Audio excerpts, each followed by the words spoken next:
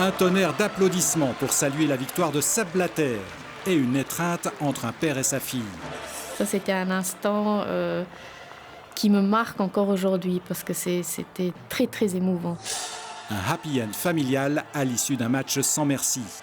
C'était impressionnant qu'à la fin, on a vraiment réussi ce qu'on voulait faire. À présent que j'ai décidé de quitter ce poste... Nous sommes alors à 2 jours du coup d'envoi de la Coupe du Monde en France. Le Brésilien João Havelange tire sa révérence après un règne de 24 ans à la tête de la FIFA. C'est vrai, moi je me rappelle quand j'étais dirigeant, Havelange c'était le pape. On entrait dans une salle, tout le monde se levait, commençait à l'applaudir, simplement de le voir passer, c'était surréaliste. Le favori à sa succession, c'est le Suédois Lennart Johansson, patron du foot européen, qui attend son heure avec le soutien des puissantes fédérations du continent.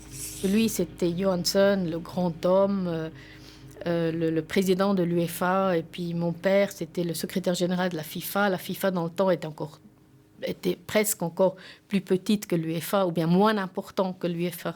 Le challenger, c'est donc Sepp Blatter, sur un siège éjectable si Johansson l'emporte. Il se lance alors dans la course au sommet en appelant à la rescousse sa fille unique.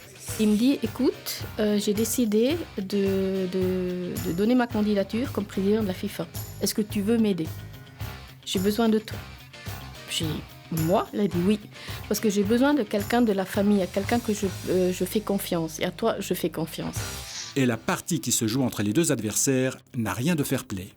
Ils ont vraiment tout essayé de nous bloquer. Je veux jouer le football. Vice-président de l'UEFA, Sepp Blatter n'a rien inventé de ce côté-là. Son mentor Havelange lui avait montré le chemin. Il s'est mis dans la foulée, il a bénéficié de ces mœurs-là qui sont bénéficiées ou même exploitées ou même développées des mœurs qui préexistaient. Une image encore à retenir de cette élection, celle de Johansson et Blatter, qu'on croirait copains comme cochons. Johansson, bon perdant, oui. Lui, oui. Oui. Pas son entourage, mais lui, personnellement, oui. Décidément, le monde du foot est habitué à ce genre de retournement. Il y a un moment donné pour la bataille, puis un moment donné pour la réconciliation. Si la réconciliation apporte des bénéfices à l'un ou à l'autre, c'est l'intérêt qui l'emporte.